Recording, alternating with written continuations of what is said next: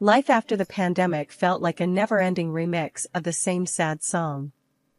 First, it took Dad. A cough that wouldn't quit, a fever that wouldn't budge.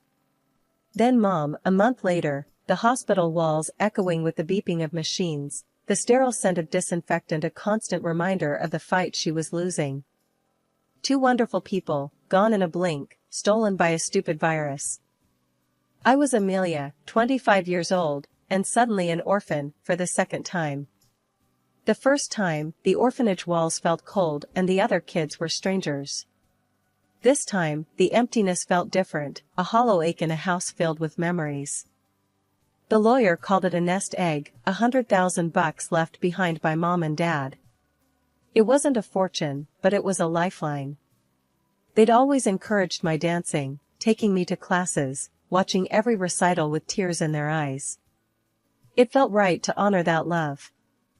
So, I took a deep breath, wiped away the tears blurring my vision, and rented out a smaller place closer to downtown, a cozy 2-bedroom with hardwood floors that begged to be danced on. That's where Amelia's Studio of Grace was born. The first few months were a hustle. Flyers plastered on every lamppost, online ads that ate up my meager savings, and countless no thank yous from parents who couldn't afford lessons. But slowly, word spread. Maybe it was the catchy jingle I recorded myself singing, slightly off-key, but hey, enthusiastic, or maybe it was the free introductory class I offered. Whatever it was, kids started trickling in. Lily, a shy 6-year-old with pigtails that bounced as she danced, became my first star student. Her parents, a sweet couple who worked double shifts, practically beamed with pride at their daughter's newfound confidence. Then came the boisterous Miller brothers, 8 and 10, with boundless energy and a competitive streak a mile wide. My days were a whirlwind of giggles, missteps, and the sheer joy of seeing them discover the rhythm within.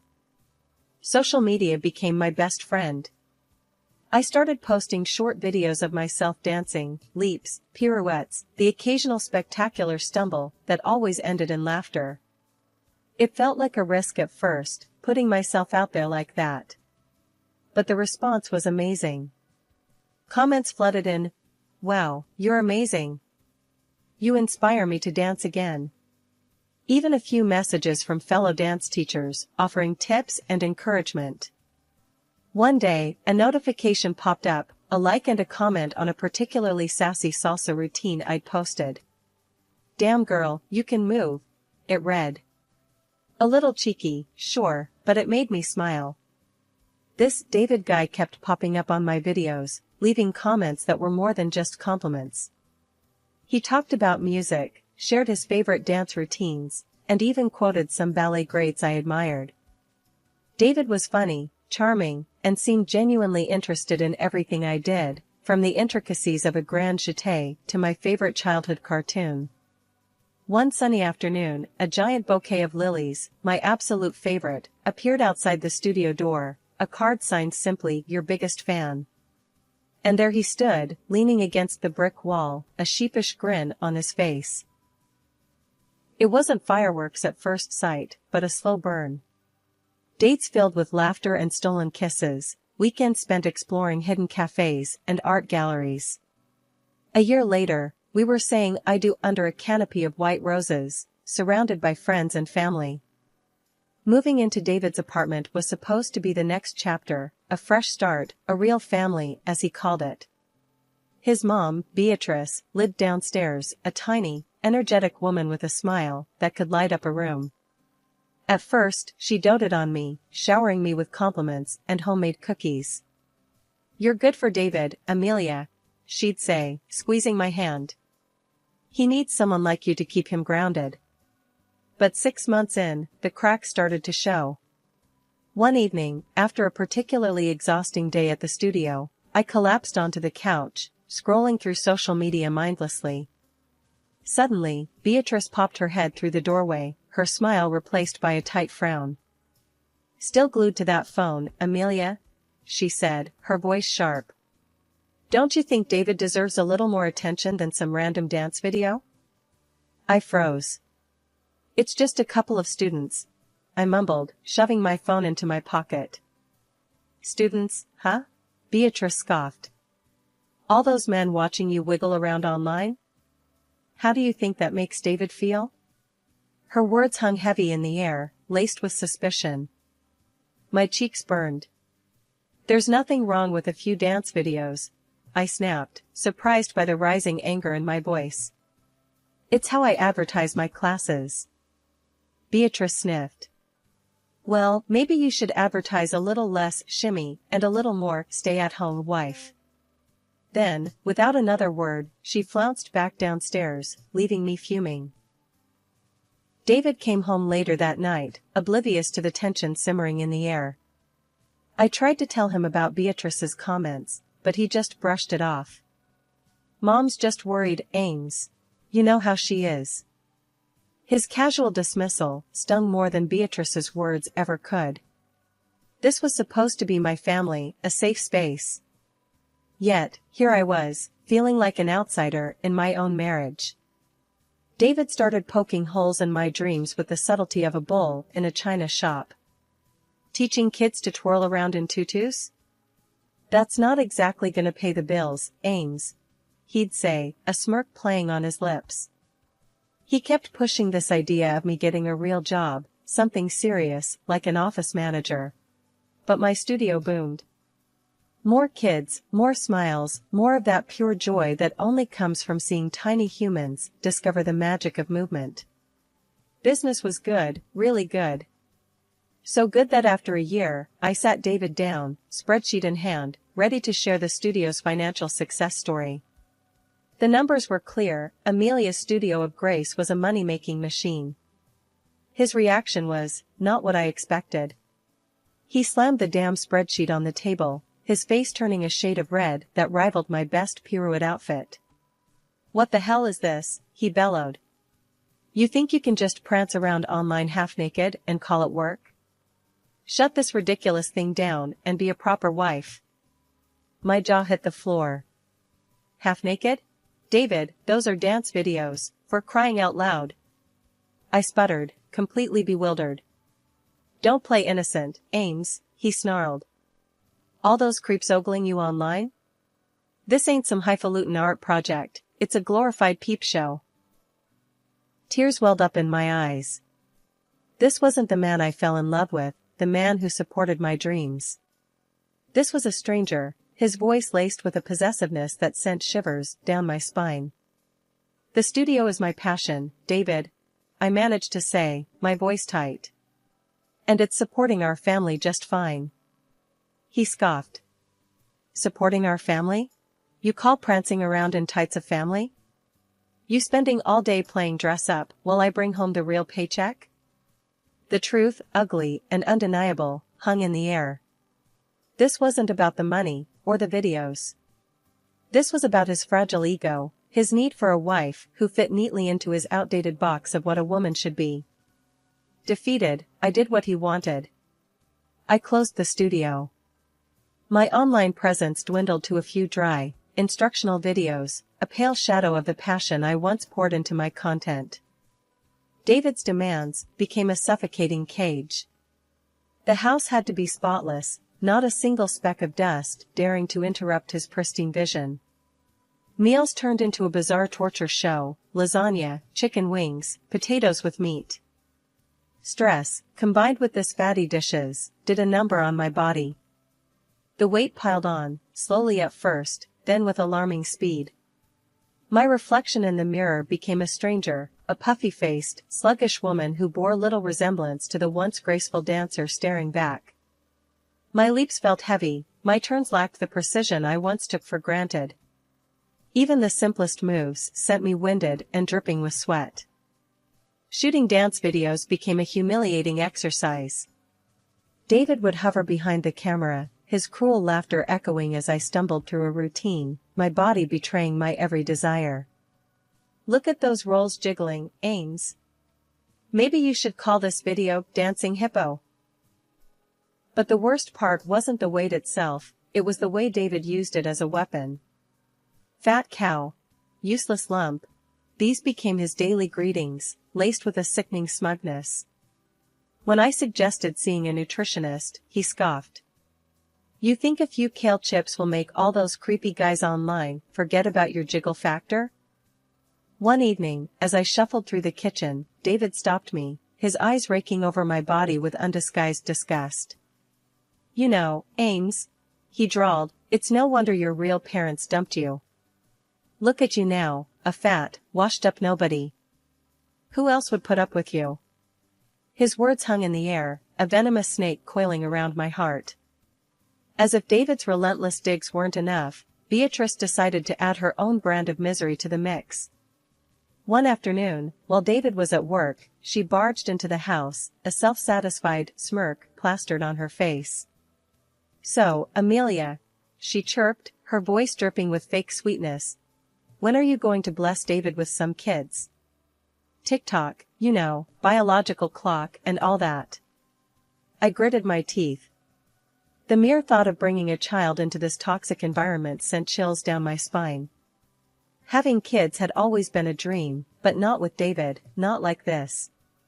A child deserved a loving, supportive home, not a pressure cooker of negativity and control. We'll talk about it, Beatrice, I mumbled, forcing a smile. She narrowed her eyes, the smile evaporating. Talk about it? Amelia, David needs an heir. This apartment isn't going to stay empty forever, you know. Her words were laced with a possessiveness that made me want to scream. This wasn't about giving David a child, this was about securing her hold on the family, about ensuring I remained trapped. The decision to take birth control was one of the few things I did for myself in that suffocating time. David, predictably, wasn't happy when his nightly prodding, as he charmingly called it, failed to produce the desired result. The already strained relationship between us dipped further into icy silence. One evening, as I sat on the couch, he stomped into the living room, a dark cloud hanging over him. What's the deal, Ames? He barked. You acting like a friggin' nun lately? Is there something wrong with you? I met his gaze, a newfound steely resolve settling in my gut. There's nothing wrong with me, David, I said, my voice surprisingly calm. Except maybe being stuck in this loveless marriage. His face contorted in rage. Loveless? Don't you dare pull that crap. Who put a roof over your head, huh? Who feeds you? His voice rose with each question, his face turning a dangerous shade of red. I stood up, my reflection in the TV's glossy screen showing a woman I barely recognized, the spark of defiance back in her eyes.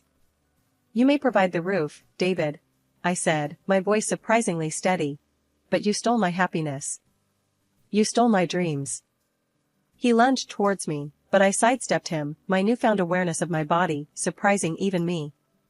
Don't touch me, I spat, my voice laced with a scrap of pride. My body, burdened by the extra weight and constant stress, started rebelling. I'd wake up feeling like I'd wrestled a grizzly bear in my sleep, a dull ache throbbing behind my eyes that wouldn't budge. Simple tasks like cleaning or cooking became monumental efforts, leaving me breathless and yearning for the comfort of the couch. Of course, David had no sympathy. My pleas for a break, a doctor's visit, were met with derision. Quit your whining, Ames, he'd growl. A little fatigue won't kill you. Just get your chores done. One evening, the world began to spin. I was making dinner, chopping vegetables with hands that felt numb and clumsy. The room tilted, the fluorescent kitchen light turning into a blinding starburst. My vision blurred, the rhythmic thud of the knife hitting the cutting board replaced by a dull roar in my ears. The next thing I knew, the cold tile floor greeted my cheek, the metallic tang of blood filling my mouth. A harsh voice cut through the fog clouding my mind.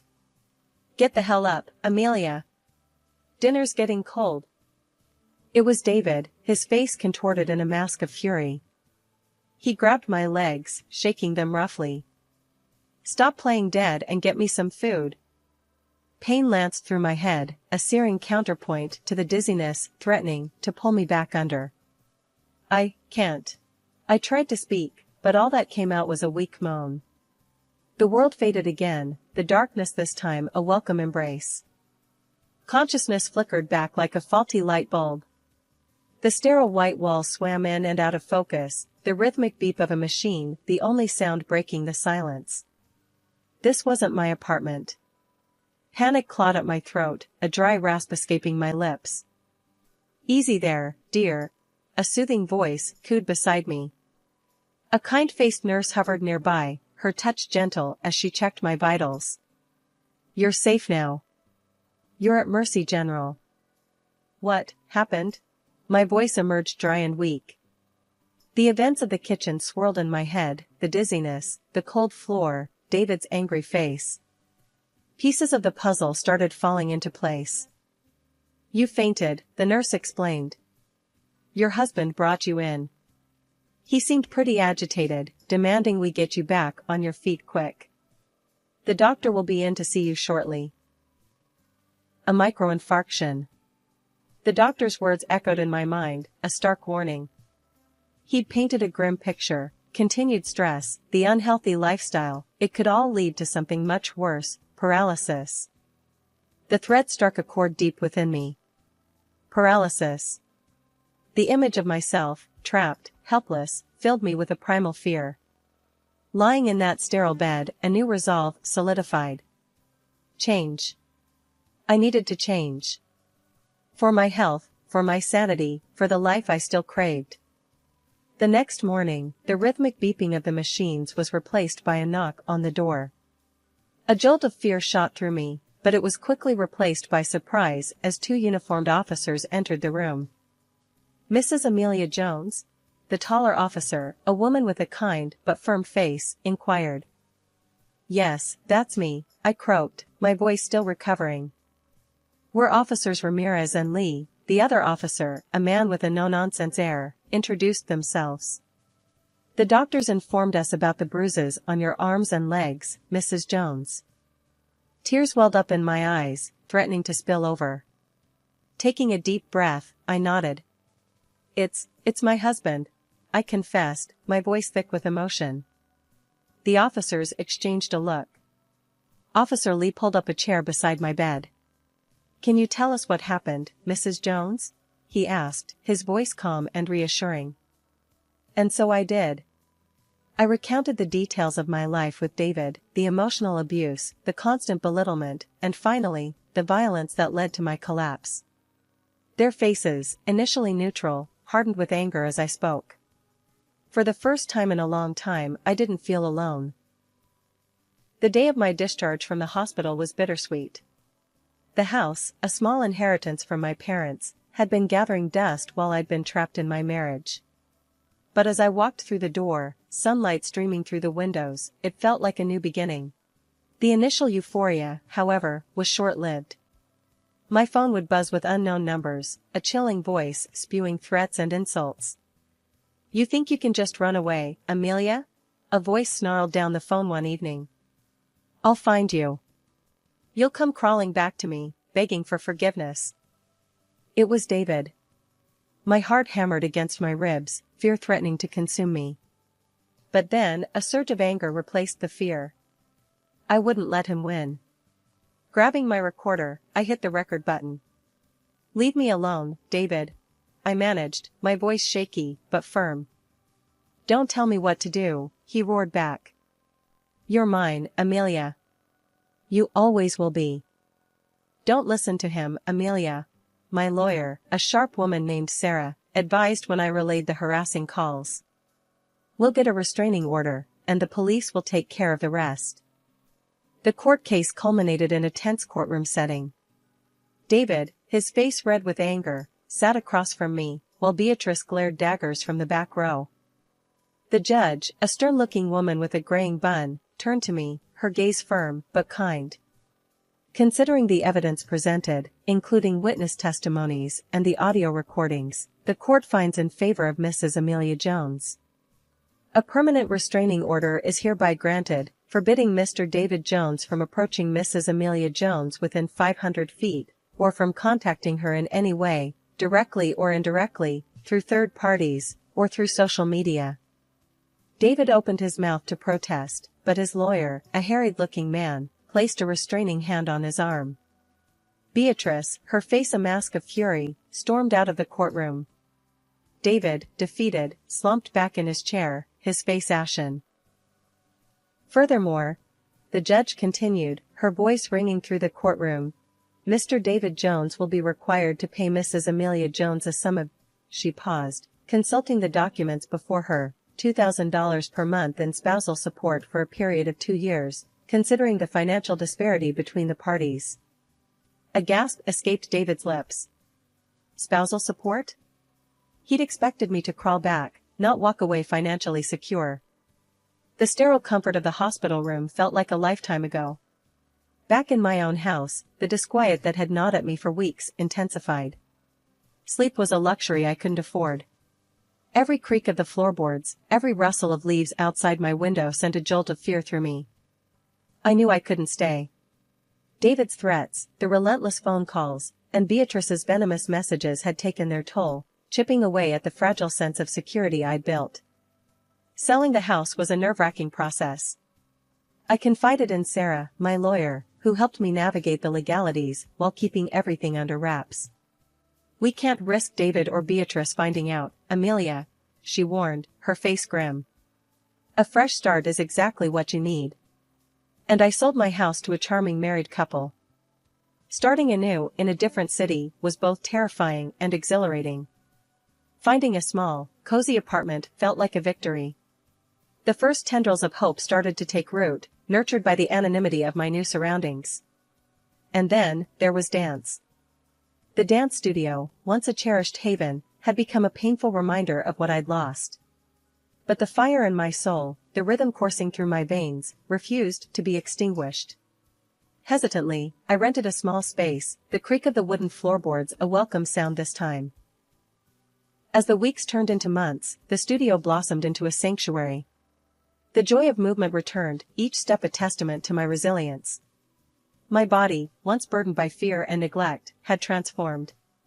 The weight I'd lost wasn't just physical, it was the shedding of a life that no longer served me. One evening, as I was finalizing the schedule for upcoming classes, the shrill ring of the phone pierced the quiet. My heart hammered against my ribs as an unknown number flashed on the screen. With a deep breath, I answered. Amelia? The voice on the other end was laced with venom, instantly recognizable. It's David.